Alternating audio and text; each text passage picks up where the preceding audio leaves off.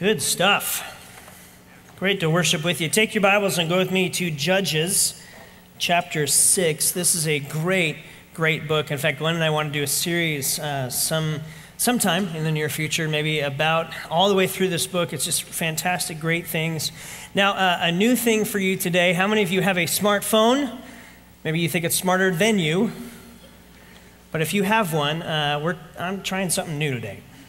You can actually follow along with the sermon. All the Bible text is in here. All my notes are in here. You can add your own notes to it. There's a question you can answer that we can all kind of peek in on that. And so if you want, you can follow along with that if you've got a BlackBerry or a Droid or iPhone, iPad, whatever. But you can do that. YouVersion app, I don't know if you guys have ever heard of this app. I think it's one of the best apps out there. Great Bible reading plans on there.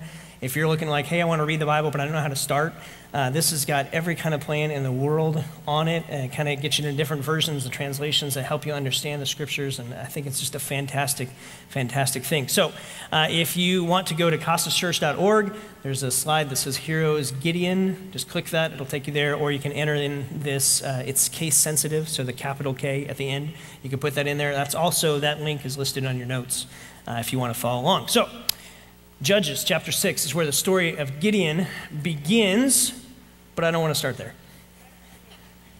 Judges chapter 8 is where Gideon's story ends. And the end of his story, here's what you got to know. He wins. Did you hear me? He wins. He wins this battle against just unbelievable odds. And if all you knew was the end of the story, that the nation of Israel is restored to peace for 40 years while he's alive, and it's this amazing thing. In fact, they want to make him leader and king, and he refuses because he says, look, we only have one leader and king, and it's God, and we maintain a theocracy. And here's the deal. It's just this beautiful story, but that's not where his story begins. And if all you knew was the end, well, then you'd be like, well, that's the end. How many of you have friends that tell you the end of movies before you see them? Friends don't let friends tell you the end of the movies. How many of you are like me? You never saw Titanic because you knew the ending. Now, I missed the story in the midst of it, and you did too.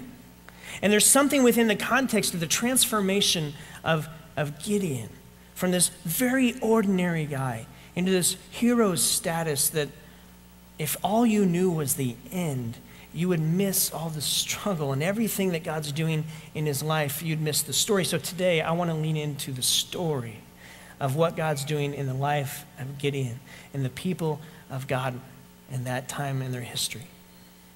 It's kind of like Olympic athletes, you know? They train all these years, and we see them on TV, and there they are.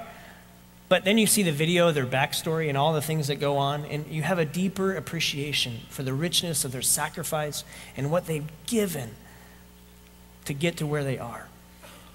And if all you knew was the end of his story, well, then you would miss all of what transpires in that. So in about Gideon, Judges chapter 6, here's what it says.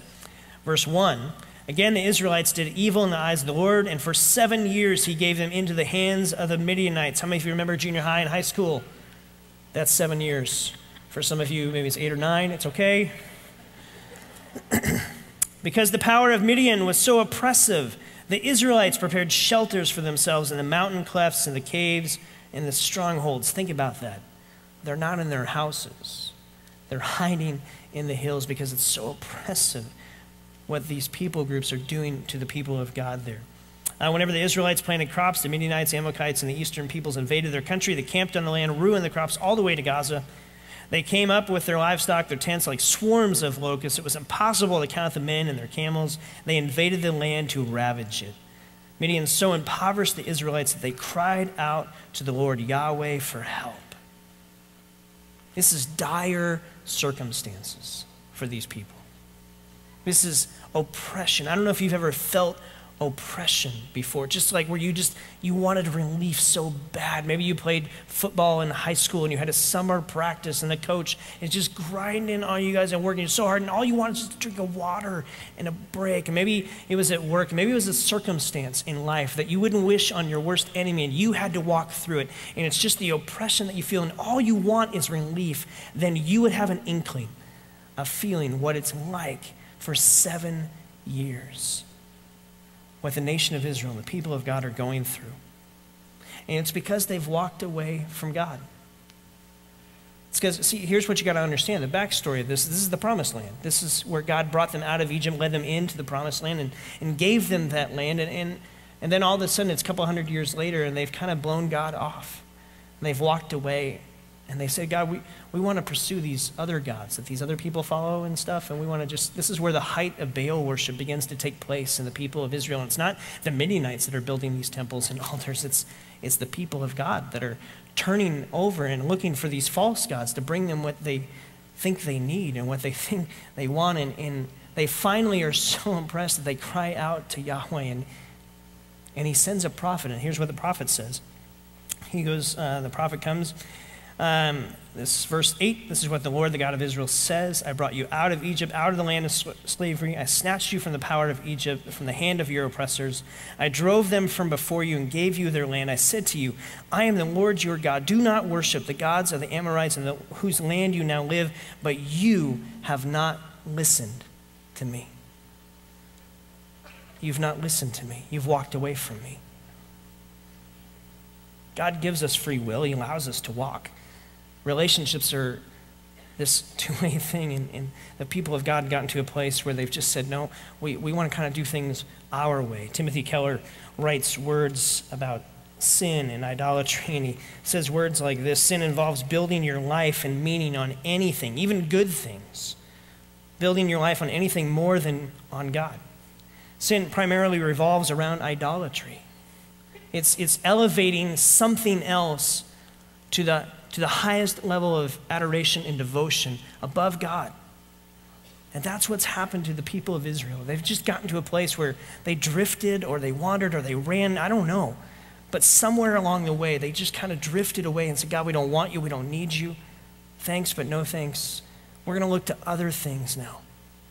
And whatever that may be in their time, and whatever that may be in your time, in my time, there's this cycle that goes through the book of Judges of this devotion toward God and then this wandering. And I don't think that's too foreign for us. We like to think that it's not. We like to think that we've come so far in humanity that surely we don't do that. But I believe we do. And there's this struggle, maybe in your own heart, and there's this struggle going on in the people of Israel. And that could have been the end of the story. God could have said, and you walked away. We're done, period. And close the book.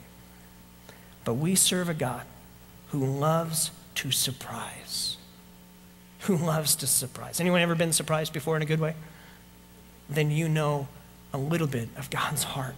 He loves to surprise. In this very next verse, verse 11, the angel of the Lord came and sat down under the oak and the Ophrah that belonged to Joash the Abiezrite, where the son Gideon was threshing wheat in a winepress to keep it from the Midianites. When the angel of the Lord appeared to Gideon, he said, the Lord, Yahweh, is with you, mighty warrior. That's biblical humor. Mighty warrior. Where's he hiding? Do mighty warriors hide? No.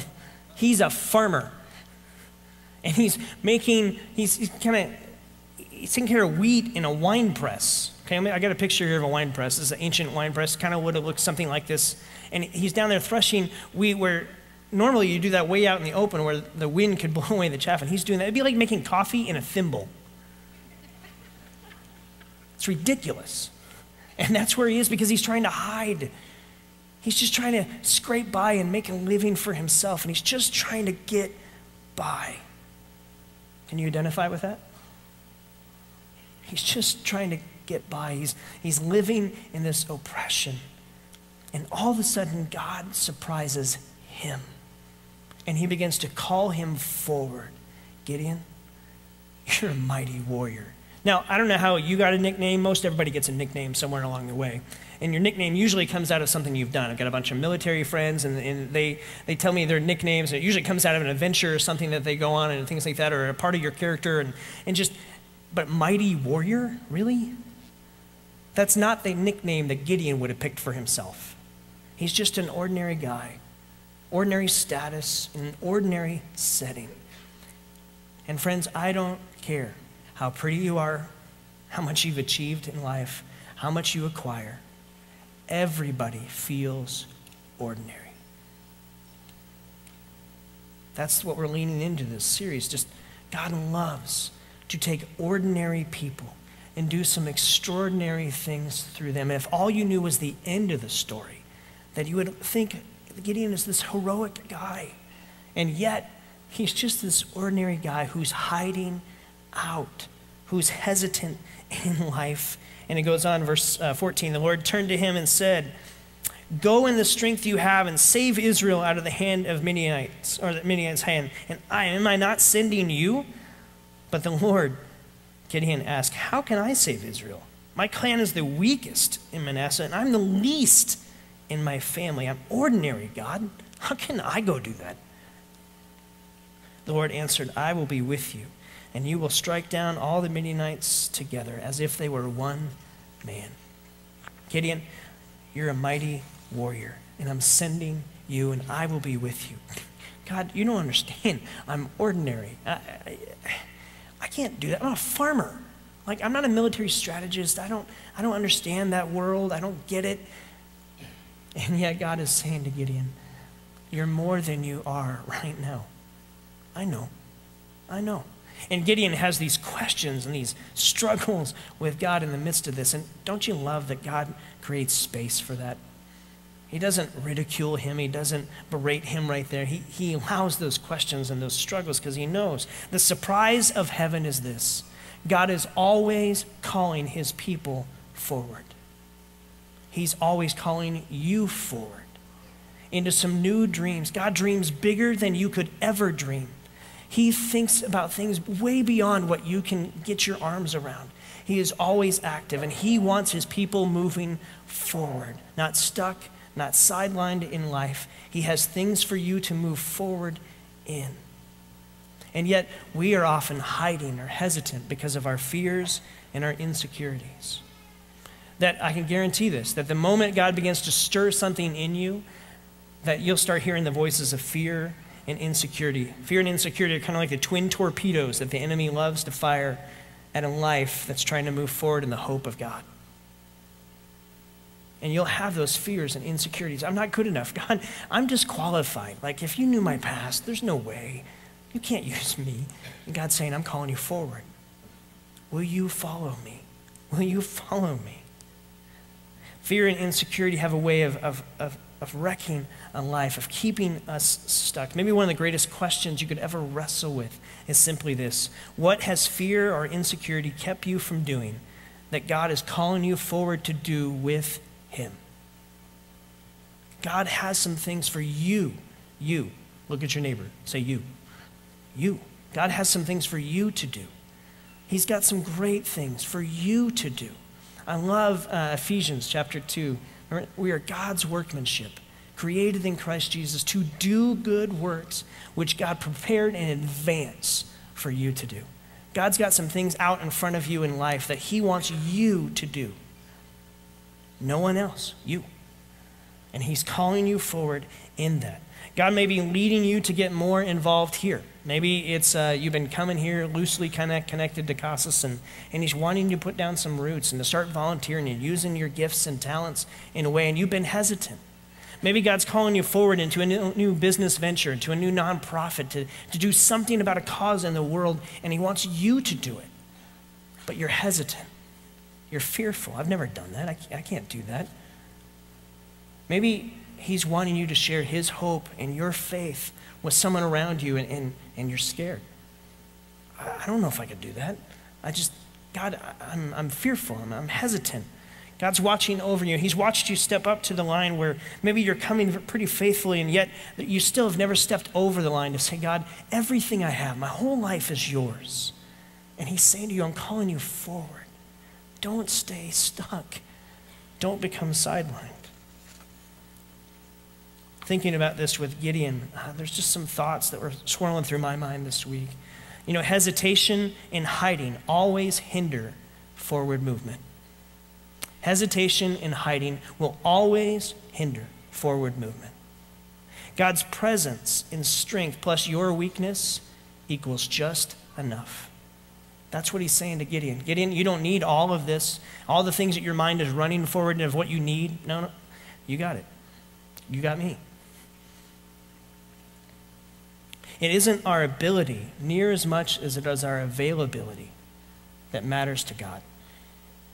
It's our availability to God. God, here I am in my weakness. Just use whatever part of me you can salvage to move a greater story forward.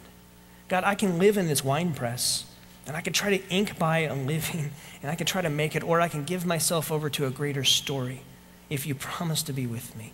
Friends, I'm convinced there are so many of you here that God wants to breathe new dreams and visions into and move his kingdom forward and your life forward with it. And the hinge point of this is when you realize that what's undoable or unthinkable for you is unstoppable when it's God and you. That God's got enough power to move your story forward. He's always calling us forward. I love how Gideon's story continues. He begins to take these baby steps. You can read in the rest of chapter 6. And he begins to take these steps forward. He's got these questions. And I love that about this story, that the writer allowed that to be in there, that God creates space for us to move forward with questions and doubts and struggles, that it's not reprimanded. It's this idea of God saying, I'm bigger than what your questions are. I'm bigger than your fear. I'm bigger than your insecurity. You just follow me forward. Go forward with me. He goes on, and it says that the Spirit of the Lord came upon Gideon. He raises up 32,000 people to fight the Midianites, which have 135,000 plus. So it's already outnumbered. But here's what goes on in chapter 7. You can follow along. Verse 2, the Lord said to Gideon, you have too many men. Biblical humor, again. You have too many people. Really? Really?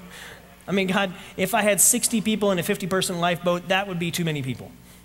But, like, I'm going to battle against 135,000, and I've got 32. That's too many. God says, you've got too many men for me to deliver Midian into your hands in order that Israel may not boast against me that it was her own strength that saved her. Announce now to the people, anyone who trembles with fear may go home. So 22,000 men left. Now, I'm not a math genius. 32 minus 22 is, I believe, 10. 10,000 to 135,000. Those aren't good odds, right? Any way you look at it. Then it goes on, verse 4. The Lord said to Gideon, there are still too many men. Can you imagine being Gideon in this moment? Excuse me? What? There's still too many men. Take them down to the water, and I will sift them there for you.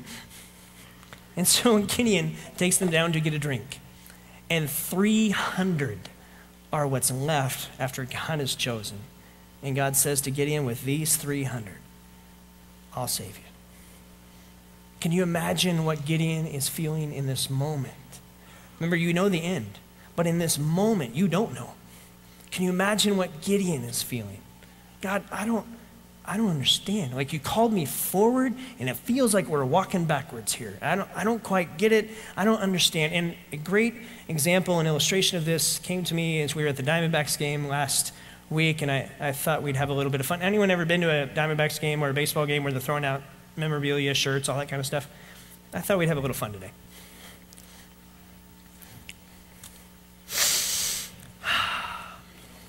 Some good coffee. At the Diamondbacks game, they grabbed memorabilia and they were throwing it out to people. And I thought, well, we could do that here. And so anyone need some coffee? Just maybe over here? Just anyone need some coffee? You know, they were much more excited at the Diamondbacks game. So anyone need coffee here? Just coffee right there, coffee right there, right there, coffee right there. Okay, ready? Good catch, good catch. Now, that's one way to do it. But when I was a kid, there was a better way to do it.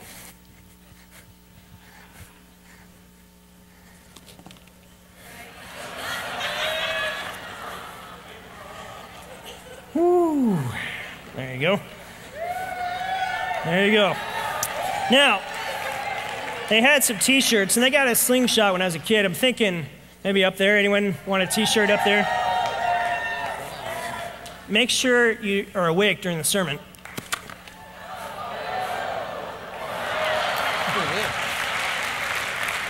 Let's go over here this time. So, what do you think? Up there? Okay, let's see if we can get up there. Nice catch. Nice catch. That way? We'll go over that way? Okay.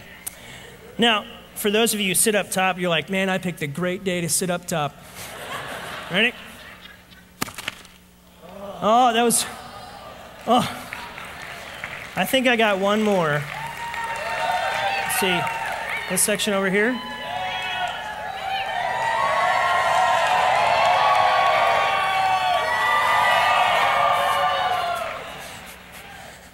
If I had any kind of guts, I would just swirl around and just see where it goes. But let's try this section over here. Nice. Great job. Thanks, guys. Now, I want to thank you, 4 of you who caught those, because those are worship t-shirts, and you're now a new volunteer in our worship and tech. So fantastic. It's part of our new recruiting model that we're using around here. So.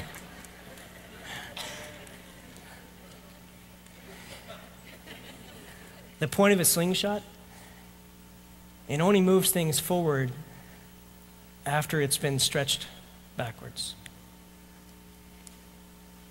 And often, friends, when God begins to call you forward, it will feel like you're being stretched backwards. God, I don't understand what you're doing. I don't get it.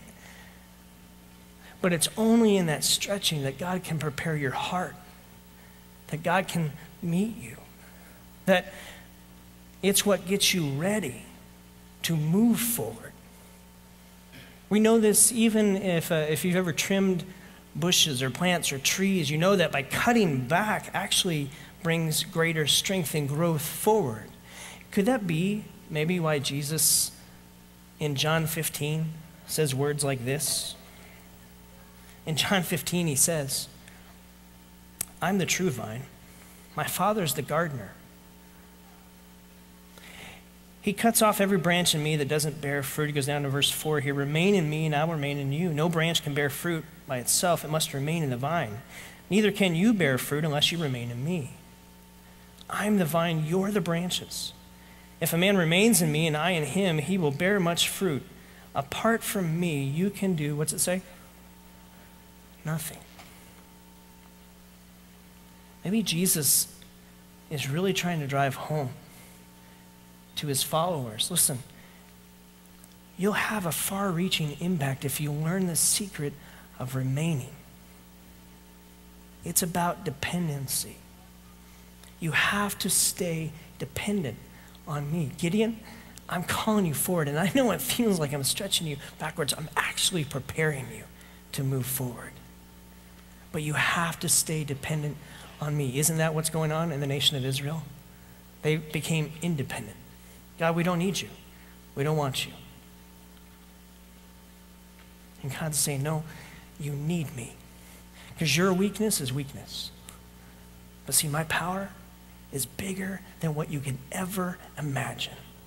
And my power and my presence plus your weakness is just enough. And so with 300, we'll move forward. Because I want you to move forward with me. And so I love how the story goes on. You can read the rest of it. You know the end. But can you imagine how Gideon's feeling? Maybe a little bit more of those fears and insecurities kind of stirring up in his heart. 300, 135,000. Those aren't great odds. I love this about God. Verse 8. Now the camp of Midian lay below him in the valley. During the night, the Lord said to Gideon, get up, go down against the camp because I'm going to give it into your hands. And if you are afraid, I love verse 10. Isn't this just the tenderness of God? Verse 10. If you are afraid to attack, go down to the camp with your servant and listen to what they're saying. Afterwards, you will be encouraged to attack the camp. So he and his servant went down to the outpost of the camp. The Midianites, Amalekites, and all the other eastern people had settled in the valley thick as locusts. Their camels could not be more counted than the sand on the seashore. That's a lot, people. Gideon arrived just as a man was telling a friend a dream. Just so happened to walk up to that particular tent, just so happened to be there right in that moment.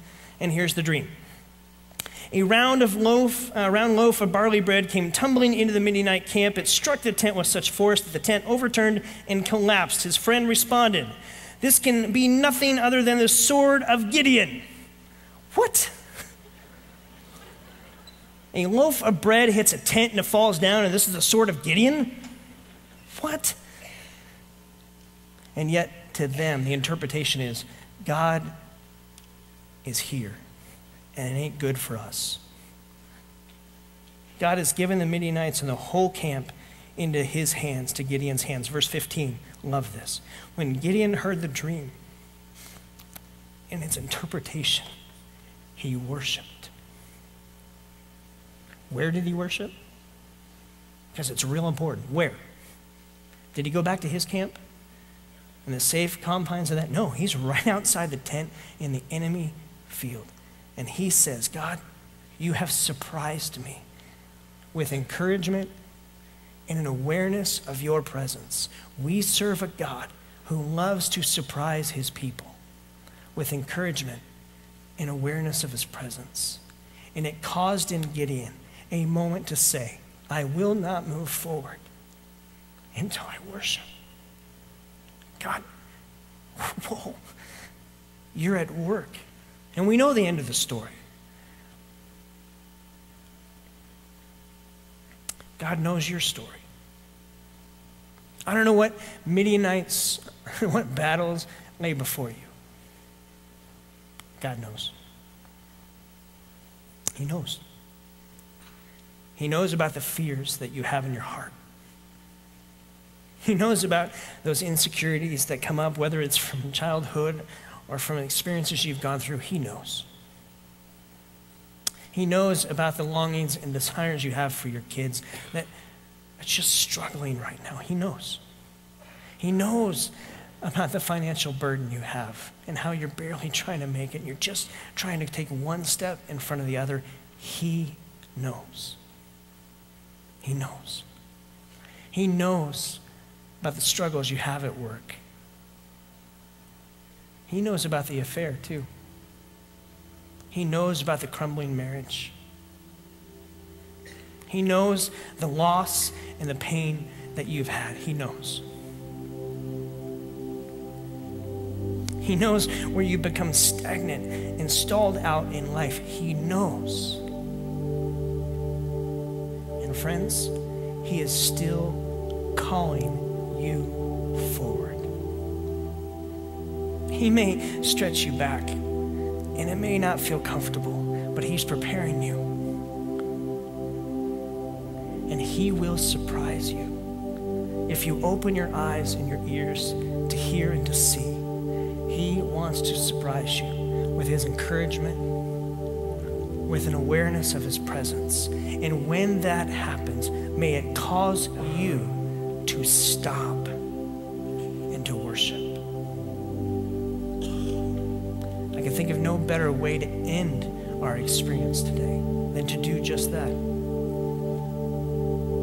Say, God, man, I feel stuck. Some of you do. God's calling you forward. He wants to breathe new dreams and visions into you. Listen for it. Be surprised by it. He may stretch you, and it may not feel that good, but he'll surprise you. He's closer than you think. He's more aware than you know. So, Father, in these moments as we worship you, may you stir our hearts. God, awaken the church